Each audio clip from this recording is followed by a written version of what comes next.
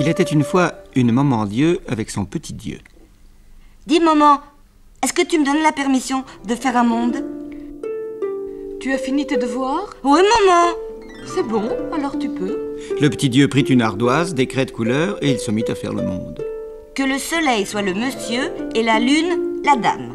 Et ils eurent une petite fille qu'on appela la petite Aurore. Ensuite, le petit Dieu créa les plantes qui poussent sur la terre et les algues, puis il créa les bêtes qui marchent, celles qui rampent, celles qui nagent et celles qui volent.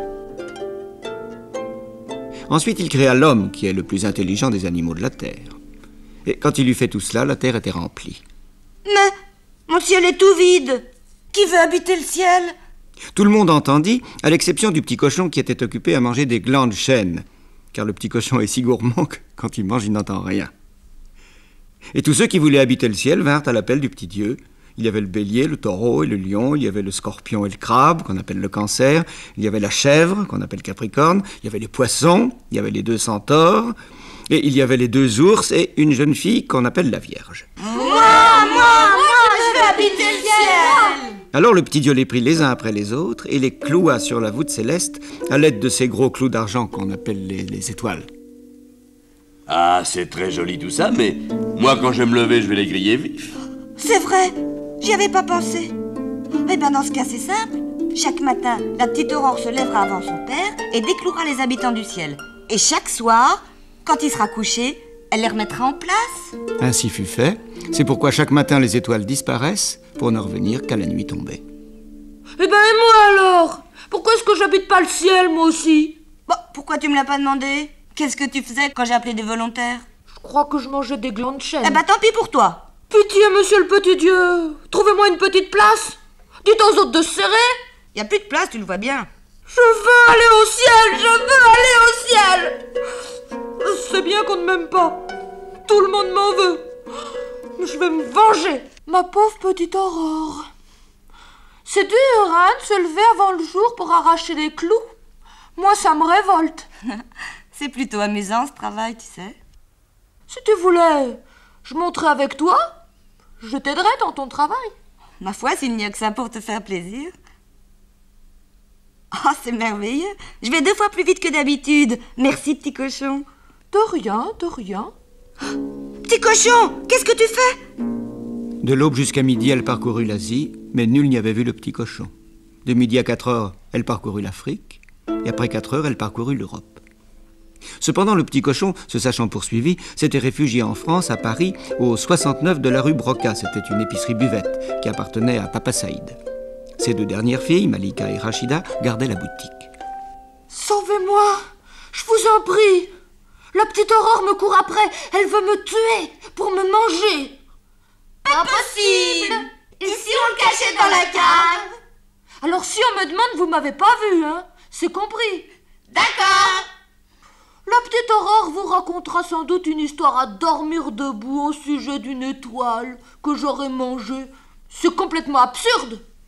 Et pourquoi brille-t-il comme ça dans l'obscurité? Tu l'as vu dans la cave pendant qu'il nous parlait? On aurait dit une lampe avec un abat-jour rose. Bonjour, mademoiselle. Est-ce que par hasard, vous n'auriez pas vu un petit cochon rose? Tout rose et lumineux? Exactement. Non, nous ne l'avons pas vu. Si vous ne l'avez pas vu, comment savez-vous qu'il est lumineux? C'est parce qu'il a mangé une étoile. Vous êtes bien sûr de ne pas avoir vu ce petit cochon? Oh oui, tout à fait sûr. La journée finissait. C'était l'heure où la petite Aurore devait remettre en place les habitants du ciel. Eh bien, et mon étoile polaire? Tu oublies mon étoile polaire? Chut. La petite fille a perdu mon étoile polaire. Eh bien, qu'est-ce qui se passe? Le petit cochon. Ah bien, ce n'est pas malin. À présent, il va falloir le dire à ton père. Ah, c'est malin. Le petit cochon est sûrement chez Papa Saïd. Vite, que l'on me donne mon grand manteau noir, mon chapeau noir, mon écharpe noire, mon masque noir et mes lunettes noires. Et j'y vais de ce pas. Et pour monsieur, ce sera? Rien. Je voudrais vous parler. Bah. Je suis le soleil. Je viens chercher le petit cochon qui a mangé l'étoile polaire. Qu'est-ce que vous me racontez? Il n'y a pas de petit cochon ici. Et moi, je suis sûr qu'il y est. Ce sont vos enfants qui l'ont fait entrer. Vous avez vu un petit cochon? Petit cochon? Oui, un petit cochon, pas un hippopotame, bien sûr, vous êtes sourde. Un petit cochon tout vert. C'est pas vrai, il était rose. Voilà la preuve. Qu'est-ce que ça veut dire, cacher un petit cochon chez moi? Il est ici. Lâchez-moi! Lâchez-moi, je veux rester ici! Tu resteras où tu voudras, mais moi je veux l'étoile. Quelle étoile? J'ai jamais vu d'étoile. Ne parle pas tant, menteur. Et crache-la, si tu peux. Je n'ai plus le temps d'attendre.